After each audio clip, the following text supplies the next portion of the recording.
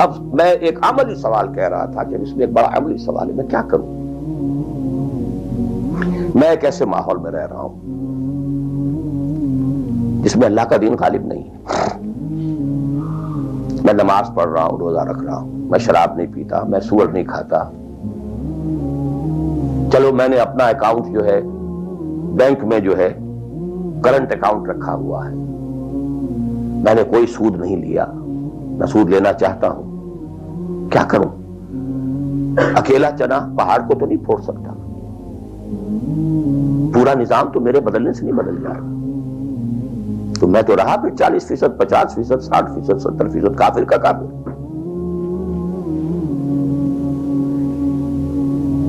تو وسطی way out, وسطی مخرج۔ بڑی پیاری حدیث ہے وہ جس میں یہ الفاظ آتے ہیں، حضور نے فرمایا انہا ستکون فتنۃ، ایک وقت آئے گا تو بڑا فتنہ ہوگا۔ حضرت علی فرماتے میں نے فوراً عرض کیا مل مخرج منہا یا رسول اللہ، اے اللہ کے رسول یہ بتائیے اس سے نکلنے کا راستہ کون سا ہوگا؟ یہ نہیں پوچھا کیا فتنہ ہوگا، کیوں ہوگا، کب ہوگا، کیسے ہوگا، کدھر سے آئے گا، کچھ نہیں، نکلنے کا راستہ بتائیے۔ بلکہ ایک اور روایت اس حدیث کی اس سے بھی زیادہ پیاری ہے کہ اصل میں حضرت جبرائیل نے کہا حضور سے یا محمد امتک بعدک، اے محمد صلی اللہ علیہ وسلم کبھی سوچا ہے تمہارے بعد تمہاری امت کا کیا بنے گا؟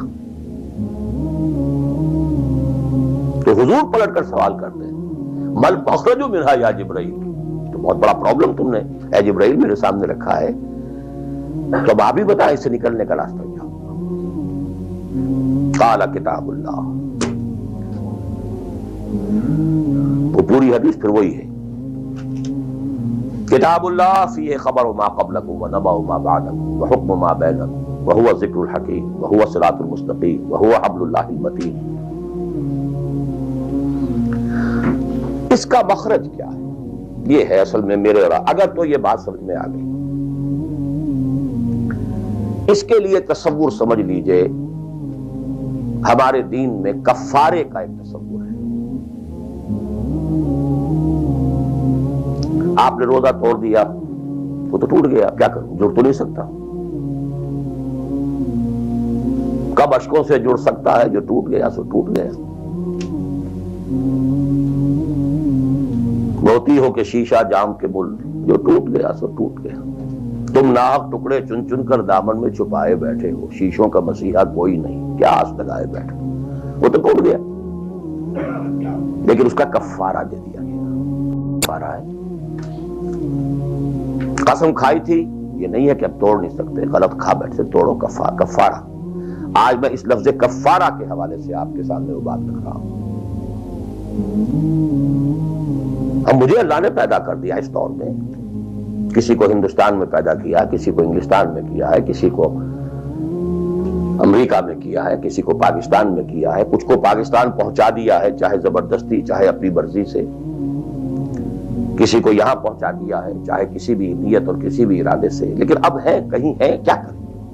کوئی کفارہ ہونا چاہیے، کوئی مخرج ہونا چاہیے، بس یہی کفارہ ہے۔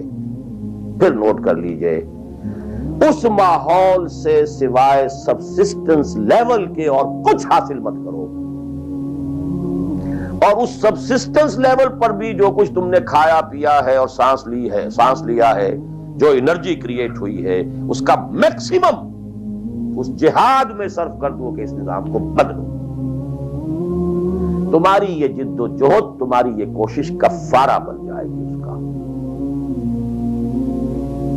معذرۃ الی ربکم، معذرت پیش کر سکو گے اللہ کے۔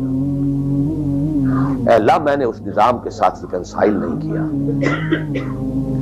اے اللہ میں نے اپنی توانائیوں اور اپنی محنتوں سے نہ اپنے لیے کوئی جاگیر بنائی نہ اپنے لیے جائیداد بنائی، اے اللہ میں کوئی دولت چھوڑ کر نہیں مرا، اے اللہ میں نے اپنے بچوں کو بھی اسی کام کے لیے لگا دیا تھا، میں نے ان کی دنیا سے بڑھ کر ان کی عاقبت کی فکر کی ہے، نہیں کر سکا، آگے کچھ نہیں ہو سکا تو میں بے بس ہوں۔ حضرت نوح بھی تو بے بس تھے، کیا کر گئے؟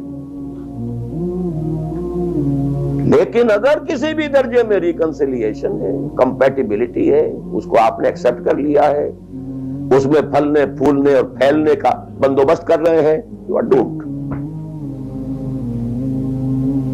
Everything will be multiplied by a big zero and will become a zero. یہ ہے جو میں سمجھا.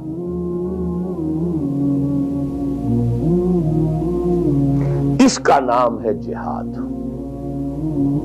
Constant friction, constant struggle. جان مال، ان صلاتی و نسکی و محیای و مماتی للہ رب العالمین. میری زندگی کا مقصد تیرے دین کی سرفرازی. میں اسی لیے مسلمان، میں اسی لیے نمازی.